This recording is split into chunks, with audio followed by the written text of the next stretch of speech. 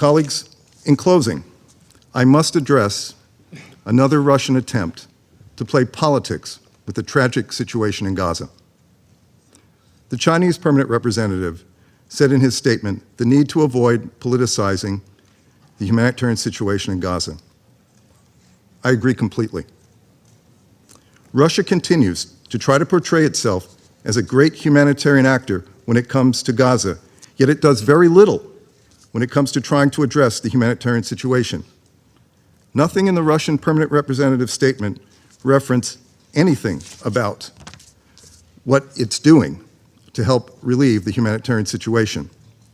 Let's not forget the humanitarian disaster it has created in Ukraine. As I've said many times, Russia doesn't help solve humanitarian crises, it creates them. So I call on the Russian representative to heed the call of his Chinese counterpart and stop playing politics with the situation in Gaza. Thank you. The representative of the United States seems to really enjoy what he probably thinks are devastating invectives against Russia. And this time, he even invoked China as an ally, which at a different time, he never tires to ostracize on any pretext, which he considers merits that.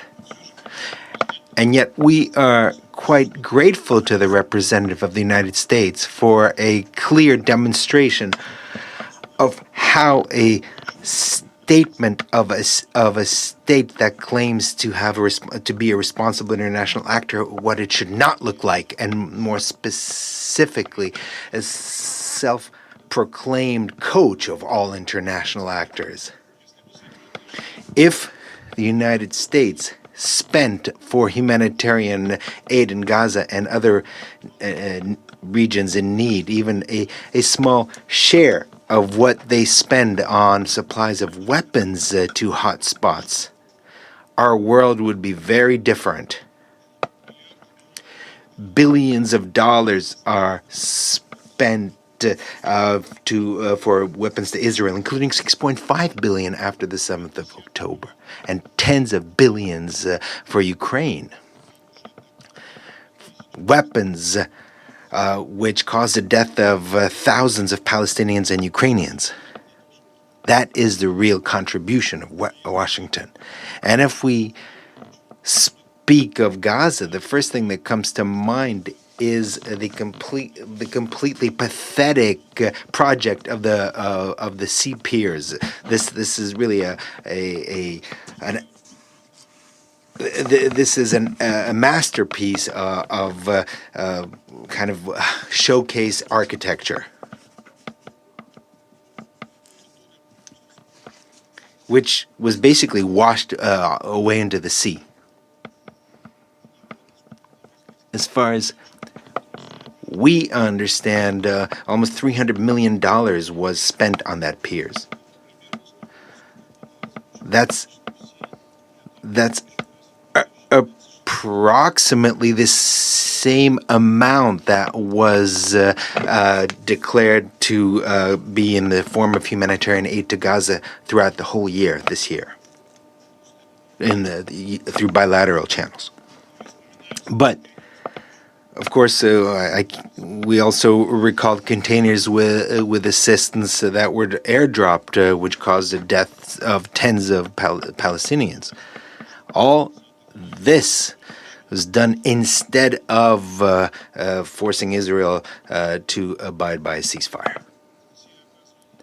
Russia does provide humanitarian aid to Palestine through NGOs, through the government, and through the World Food Program. And the Palestinians are well aware of that. And overall, colleagues, just a friendly advice to you. Before giving lessons to everyone, at least pay up your contribution to the United Nations and stop causing a crisis of liquidity, which also hinders the humanitarian efforts of our organization. I now go back to my role as president of the Security Council, and I give the floor to the United States for an additional statement. Colleagues, it's very interesting to hear the Russian Federation kind of belittle the humanitarian contributions that the United States gives around the world. We are one of the leaders, if not the leading single state contributor to humanitarian assistance. I'd be very interested to hear what Russia spends on humanitarian assistance as a percentage of its GDP. The United States is a lead player on humanitarian assistance around the globe. Russia is not. If Russia just spent 1% of what it is spending to carry out barbaric atrocities in Ukraine, then it could make a claim that it was doing something to solve humanitarian crises around the world. Russia is in no place to criticize the United States for what it does to humanitarian causes around the world. And I will repeat, Russia doesn't help solve humanitarian crises, it creates them. Look in Ukraine. Thank you.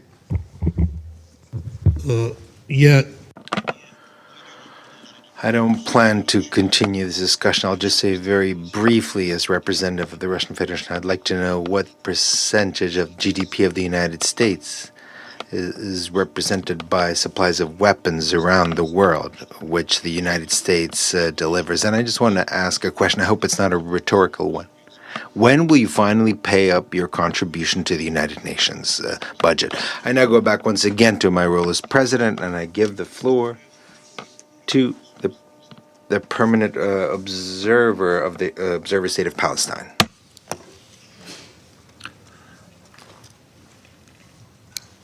Mr. President, allow me at the outset to thank you, Russia, Algeria, and China for convening this meeting. Allow me also to thank the briefers, and through them, the humanitarian community. Humanitarians in Palestine are trying to deliver on their noble mission in impossible circumstances and at the peril of their life. Our support should match their courage. UNRWA remains under attack. The baseless and shameless terrorism charge against a UN humanitarian agency are no longer a talking point, but a license to kill. The killing, maiming, and arrest of its staff members and the setting ablaze of its headquarters was a direct result of such incitement. The real target of Israel from this attack are the millions of Palestinians who rely on UNRWA to stay alive and to secure their most basic needs. Palestine, listen to the words leading humanitarian NGOs have said a few days ago, and I quote, "Our presence in Gaza is solely due to the unwavering commitment of our colleagues on the ground despite great risks to their own lives. Our continued presence should not be mistaken for a sign of something worthy of being called access. It is despite its very absence. The risks our colleagues are exposed to each moment are unacceptable. Today, the issue is not just a shrinking humanitarian space. There is hardly any space left to operate at all." End of quotation. These are the ones that should be supported and cheered, not those attacking them, not those killing innocent civilians and anyone trying to help them, rescue them, heal them, feed them, or simply report on their unjust and untimely death. We have collectively failed. This Council has failed. We can continue counting aid trucks and speaking of routes and imagining alternatives, but the only true measure of our success is our ability to alleviate human suffering. And the suffering of Palestinians is Israelis' goal and desire. Whatever solutions you come up with, it will continue ensuring they fail until it is forced to change course. And the first indispensable step is an immediate ceasefire. All of you are asking for a ceasefire, immediate one. Then I wonder, who is stopping you from implementing the ceasefire? If you tell me that the mighty Security Council, the 15 of you, including the permanent 5, who are saying that immediate ceasefire, are you going to prevail or allow the criminals to continue to prevail? Make up your mind. If you are the mighty Security Council, unable to control a violator of international law, a criminal killing tens of thousands of Palestinians, then you have to review your authority and your power. We have collectively, I said, failed. There is no speech that can convey the shouts of a child being amputated or dealing with severe burns, the silent agony of a father watching his child turning into bones before his eyes until all life leaves his body, the tears in a doctor's eyes as he counts the days and hours in lives he could not save, the anguish of a mother that has become the first and last line of defense after every shelter was destroyed. As we speak, refugees are running in the streets from one death to another as every school sheltering them has been bombed, as even tents were bombarded, with no regard for human life, for any rule of international law, for any sense of humanity. In a parallel world, Netanyahu stood before the US Congress and claimed Israel was not killing or starving Palestinians. Against all evidence, all logic, and any hint of human decency, his speech was the speech of a warmonger dedicated to the humanization of Palestinians and the denial of their rights. A speech of war, a speech of a person who is against peace. He said this was a clash between civilization and barbarism, as he was conducting barbaric attacks against a civilian population, using a lexicon you know well from the experiences of your own countries. It is the language used across history by colonial powers to justify their atrocities. This Israeli government demands you adhere to its supremacist views and be complicit with its crimes. Anyone who refuses this dictate is duped a terrorism supporter and an anti-Semite. But we will remain steadfast in our defense of humanity and international law, of freedom for the Palestinian people and peace for all, and know many will continue standing by our side in these halls and across the globe, and we are grateful for this support. Mr. President, Vice President Harris is now being criticized by unanimous Israeli sources for speaking the compassion about Palestinian victims. She stated, and I quote, What has happened in Gaza over the past 9 months is devastating. The images of dead children and desperate, hungry people fleeing for safety, sometimes displaced for the second, third, or fourth time. We cannot look away in the face of these tragedies. We cannot allow ourselves to become numb to the suffering, and I will not be silent. End of quotation. And silence here is exactly the goal of those outraged by the fact she evoked the right of the Palestinian people to freedom, dignity, and self-determination. We reiterate here our support for Resolution 2735 and the need to ensure its immediate and full implementation. We need to put an end to this horrific assault and make sure such tragedy never occurs again by sparing no effort to achieve freedom and peace, as both of them go hand in hand. We also express our appreciation to the efforts of China for helping us to put our house in order. In this connection, we also thank Egypt, Algeria, Russia, and many others in this regard.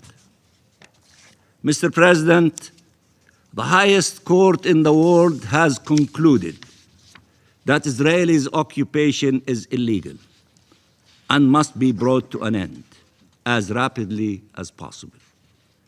The ICJ has provided us with its authoritative interpretation of binding rules of international law and spelled out Israel's obligations as well as the obligations of all states and the United Nations. The judges have delivered on their sacred mandate. Now it is time for all states and the UN to perform theirs. We will not ignore a single element that the ICJ articulated in its historic advisory opinion. We will seek the implementation of every detail about this illegal, unlawful, criminal acts against our people by the continuation of this occupation that has to end and end as soon as possible. In the coming weeks, we will act within the General Assembly and the Security Council to ensure this opinion is fully upheld towards a more just, free, and secure Middle East. Life, liberty, human dignity must prevail, and for the international law must be upheld as well. Thank you very much, Mr. President. Я благодарю. I thank Palestine for their statement. I now give the floor to Israel. Thank you, Mr. President. What an absurdity to again be called to this council to again discuss the humanitarian situation in Gaza, especially when this council has failed to hold one single session on the real reasons behind this terrible war, behind the horrific attack on October 7th. The Council should be discussing Hamas, a word that I didn't hear from my colleague. He doesn't know that they exist, and its destructive and barbaric agenda to destroy Israel, public agenda, orchestrated by Iran. Iran's intentions are to destroy the Israeli people using currently their terror proxies, in the future also their nuclear capabilities. While we sit here, our hostages are still held in Gaza in the hands of Hamas. Just this week, our forces rescued 5 hostage bodies from a terror tunnel. Where? In a humanitarian zone. Yeah, you heard correctly. Hostage bodies in a humanitarian zone.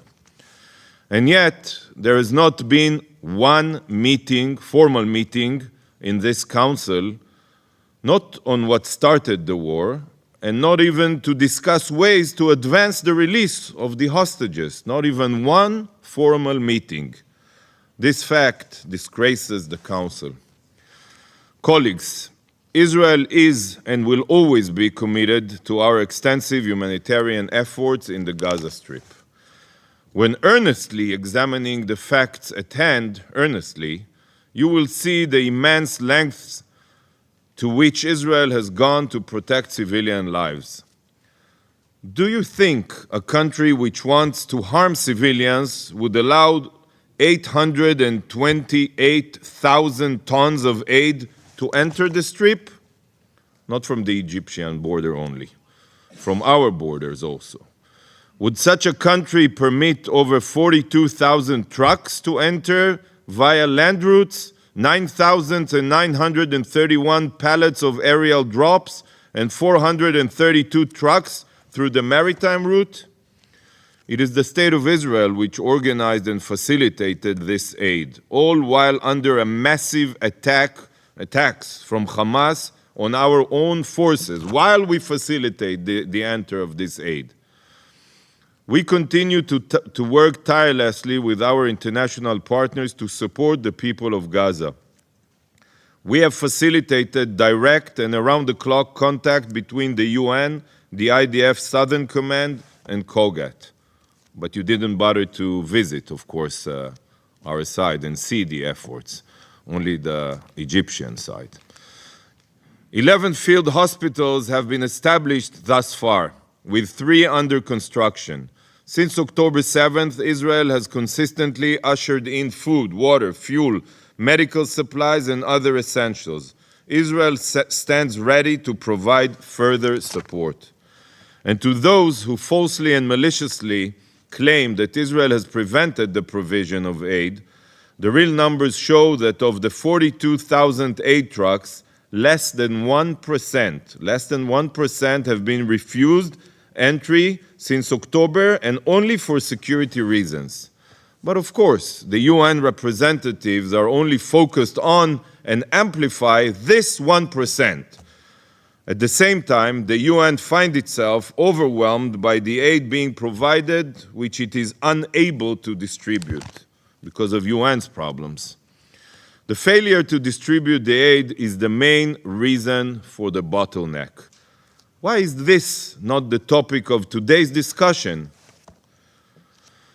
While Israel meets its obligations, the world is being fed casualty numbers and data by the Hamas-run Gaza Ministry of Health. How can we even hold a session on the situation in Gaza without verifiable data? Why hasn't the Security Council called a meeting to ask the UN for an independent process to secure reputable information rather than trusting the words of child killers and rapists? Not only does the UN falter in its duties to coordinate aid distribution, but its agency, UNRWA, is complicit in the perpetuation of this conflict. We have provided Commissioner Lazzarini more than 100 names and military IDs of terrorist operatives currently employed by UNRWA in Gaza. You pay their salaries here. This list is part of an ongoing process and does not yet reveal the full extent of the infiltration of UNRWA by the Hamas terrorists. Why has UNRWA failed to terminate, up until today, these terrorist employees? We have also discovered numerous UNRWA facilities and headquarters used by Hamas to provide humanitarian cover for their crimes. You like to call them schools. Hamas tunnels and weapons warehouses were found under 30 UNRWA schools. How can you claim that these facilities are entitled to protection? Why are we not here discussing the desecration of these schools by Hamas and UNRWA? Why has this never been discussed? Never. Why doesn't the Security Council invite an international law expert to brief this council that a school used for terror has lost its protection under international law. Probably if you invite one, you'll invite a Palestinian legal expert, I assume. Hamas has twisted much of the aid intended for civilians into weapons of war. Where we see a water pipe, Hamas sees a rocket. Where we see a hospital, Hamas sees a headquarters. Where we see a school, Hamas sees terror tunnels. On October 7th, terrorists invaded our homes, raping, murdering, and kidnapping our civilians. May I remind you again, Israel unilaterally withdrew from the Gaza Strip 19 years ago. Today, Hamas terrorists continue to strike Israeli villages from designated humanitarian zones. Hezbollah rains down thousands of rockets and UAVs upon our north, burning town after town. Still, we have 100,000 Israelis that were displaced from their northern communities. And just last week, the Houthis struck Tel Aviv after more than 200 attacks since October 7th. You call it clashes. Until you address the head of the snake in Tehran, there is no way to bring stability to the region.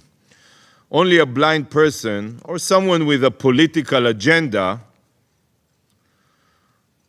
would not see this as a coordinated attack by proscribed terror groups to terrorize our citizens. Every single one of you knows that the reaction to this attack the reaction would look like if it targeted Moscow, London, Beijing, Paris, or Washington instead of Israel. Mr. President, 115 hostages are still held captive by Hamas Nazis. The most crucial element for the end of this conflict has been excluded from this conversation. And it's not enough to remind their existence as a footnote. We cannot simply stand by as our men, women, and children remain at the mercy of these mutilators. Again, where is the meeting demanding the return of our hostages? Without their immediate and unconditional release, there is no hope for peace and security. When the brutalities of Iran and its proxies are dismissed, Israel must take its future into its own hands. We will continue to carry out the necessary operations to defeat Hamas, along with anyone who attacks our citizens. Ultimately, Israel remains committed to providing life-saving aid to Gaza, while Hamas only remains committed to destroying lives. Thank you, Mr. President. I will make a statement in my capacity as representative of the Russian Federation. Благодарим. We would like to thank the Deputy Commissioner General of UNRWA, Ms. Antonia Marie de Meo, and the Humanitarian Coordinator in the occupied Palestinian territory, Mr. Mohamed Handi. We thank them for detailed briefings and the objective assessment of the situation on the ground. The humanitarian situation in the Gaza Strip continues catastrophic. After 300 days, one of the most densely areas in the world, out of that basically nothing remains, and the number of civilian victims is staggering. Almost 40,000 people killed and more than 90,000 wounded, two-thirds of them women and children. More than 50,000 bombs were dropped on the enclave. The housing stock is destroyed, as well as the civilian infrastructure, including hospitals and schools. The people in Gaza basically have no food, water, or medicine, to say nothing about basic hygiene. Wastewater is flooding the streets. There's rubble everywhere and unexploded ordnance. Those who survived the bombings and shellings have to continuously move around Gaza looking for shelter and safety. Some Palestinians, including those who have children, are changing their place of shelter for the 10th time. And once again, they end up under Israeli shelling because there are no safe places in Gaza left. Eyewitnesses of this, UN staff and humanitarians, all as one confirm this. And many of them confess that in their entire lives they haven't seen such horror, such suffering that an entire people is facing. And so far, unfortunately, there is no hope that these sufferings will end in the near future. Worse than that, one American reporter who spent a month in Gaza saw even that their snipers targeting children specifically. This is what you get from rhetoric stating that every Palestinian as of 3 years of age is a terrorist already. And this is something that we heard from some Israeli ministers at the initial stages of the conflict. Nor are we filled with optimism from the recent data from Han Yunis about those who died, wounded, and yet another evacuation of hundreds of thousands of people. There is a continued great risk of the confrontation spreading to beyond the Strip to Lebanon and Syria. Other groups are becoming involved in the confrontation. The Houthis, for example, who delivered such a serious strike into Tel Aviv on the 19th July. We're also concerned of the fact that there is a low level of humanitarian response, and we probably shouldn't have expected anything else in the absence of a ceasefire. As a result of that, all of the humanitarian resolutions of the Council remain word on paper. The special mechanism on humanitarian supplies created under Security Council Resolution 2020 obviously is not bringing in any significant outcomes. The attempt to have a corridor between Cyprus and the floating pier has failed. The pier was designed for river conditions and it was simply washed out into the sea. The Rafah crossing, through which significant volumes of humanitarian supply used to be delivered, is closed.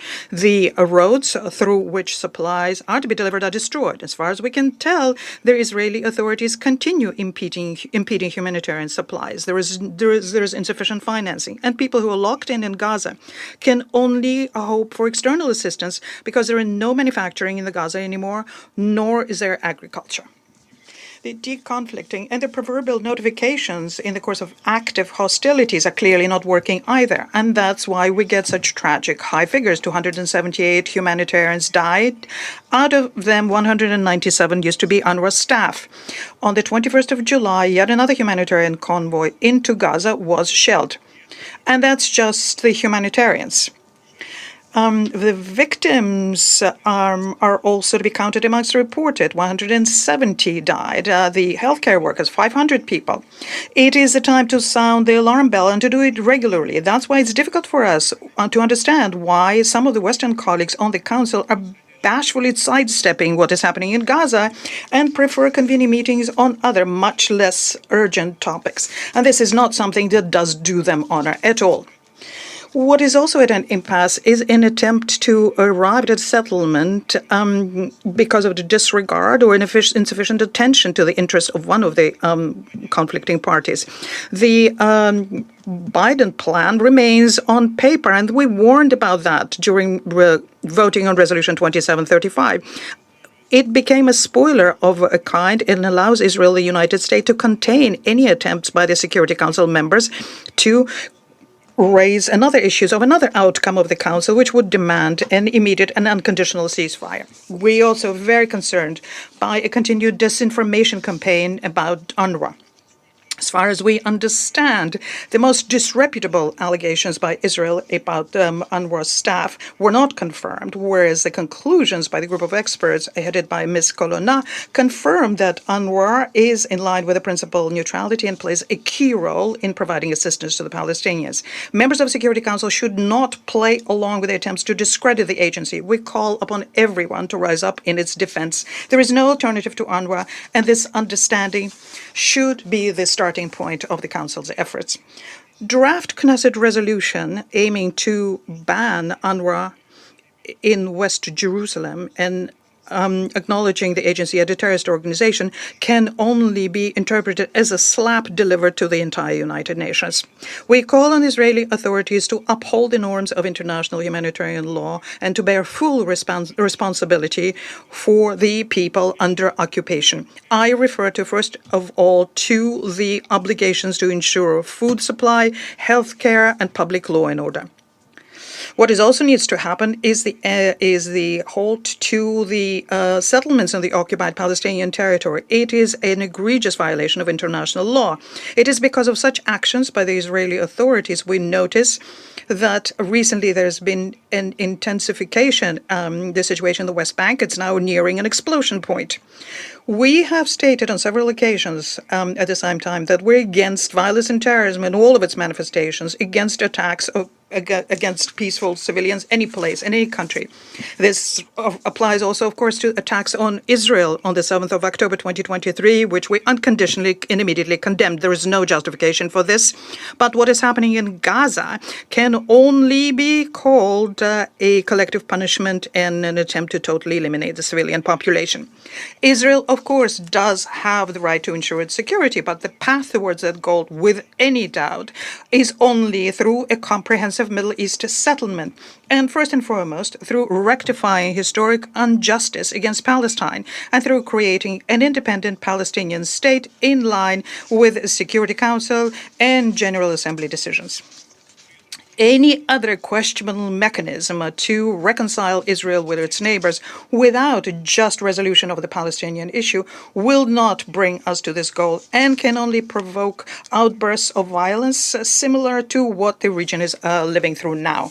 Distinguished colleagues, what we need to do now is pool our efforts in support of just Israeli-Palestinian settlement on the basis of the international legal basis endorsed by the Council, and ensuring that would finally improve the situation in the region. There should be no monopolization of the mediation efforts, which we have been seeing recently in U.S. action, nor should it be a competition amongst main actors. All aspects is important. All effort in initiative is of import. And in this context, we welcome what was arrived at recently in the Chinese capital, the understanding that is between the representative of Fatah and Hamas, which crowned a whole slew of preparatory meetings, including in Moscow. Palestinian Union is a guarantee that the interests of the Palestinian people will not be ignored once again. We expect that this success will have a positive impact on the ongoing negotiations on the release of Israeli hostages and Palestinian prisoners, which should finally lead to the ceasefire the people of Gaza need so much. Do you want to watch more videos like this one? If yes, subscribe to our channel and press the bell icon next to it. We have decided to bring videos on something nobody talks about: African politics, economy, and increasing power. Thanks for watching. And until the next video, stay tuned. Tell us what you think in the comment section. Like and share the video, and subscribe so that you don't miss any of our African videos. It's the best way to support us.